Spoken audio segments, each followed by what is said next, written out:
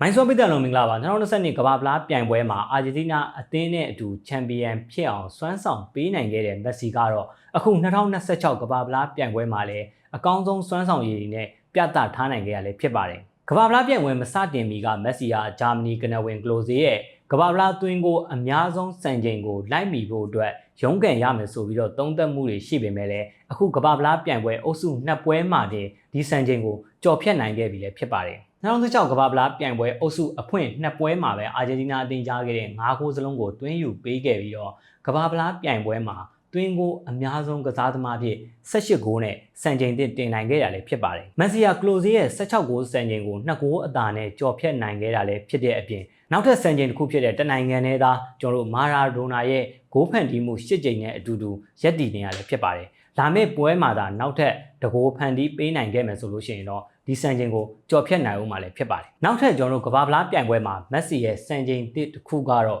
6ပွဲစတိုက်ဂိုးသွင်းယူနိုင်ခဲ့တဲ့တတိယမြောက်ကစားသမားဖြစ်လာတာလည်းဖြစ်ပါတယ်။ Just Fountain ဂျာဆင်ဟိုတို့နဲ့အတူရပ်တည်နေရလည်းဖြစ်ပါတယ်။မက်ဆီယာလာမယ့်ပွဲမှာသာဂိုးသွင်းယူနိုင်မယ်ဆိုလို့ရှိရင်တော့ကမ္ဘာဖလားပြိုင်ပွဲမှာ9ပွဲစတိုက်ဂိုးသွင်းယူနိုင်တဲ့စံချိန်တင်သွားမှာလည်းဖြစ်ပါတယ်။ဒါ့အပြင်မက်ဆီယာဂျာမနီတိုက်စစ်မှုအောင်ကလိုဇေးနောက်ပိုင်းမတူညီတဲ့ကမ္ဘာဖလားပြိုင်ပွဲ3ခုမှာ4ဂိုးနဲ့အထက်သွင်းယူနိုင်တဲ့ဒုတိယမြောက်ကစားသမားဖြစ်မှတ်တမ်းတင်ထားနိုင်တာလည်းဖြစ်ပါတယ်။မက်ဆီယာကျွန်တော်တို့2014 2022 2026ကမ္ဘာဖလားပြိုင်ပွဲတွေမှာ4ဂိုးနဲ့အထက်သွင်းယူထားနိုင်ကြတာလည်းဖြစ်ပါတယ်။ဒါ့အပြင်အခု2026ကမ္ဘာဖလားပြိုင်ပွဲမှာလည်းဂိုးသွင်းအများဆုံးရွှေဖနက်စုရရှိဖို့အတွက်အလားအလာကောင်းနေတဲ့ဘာဘီဟာလန်တို့နဲ့အတူရှင်ပြိုင်ရမှာလည်းဖြစ်ပါတယ်။အခုချိန်မှာတော့မက်ဆီယာ9ဂိုးသွင်းယူထားပြီးတော့ကျွန်တော်တို့ဟာလန်နဲ့ဘာဘီက4ဂိုးသွင်းယူထားတဲ့ဒါ့အပြင်ဟာရီကိန်းနဲ့အခြားကစားသမားတွေကလည်းဒီပြိုင်ပွဲမှာရှင်ပြိုင်ဖို့အတွက်ရှိနေရလဲဖြစ်ပါတယ်။မက်ဆီယာကမ္ဘာဖလားပြိုင်ပွဲမှာစံချိန်တစ်တွေရယူနေတယ်လို့စံချိန်စိုးတစ်ခုကိုလည်းပိုင်ဆိုင်ထားပါတယ်။ကမ္ဘာဖလားပြိုင်ပွဲတမိုင်းကြောင်းတစ်လျှောက်မှာပက်နတီ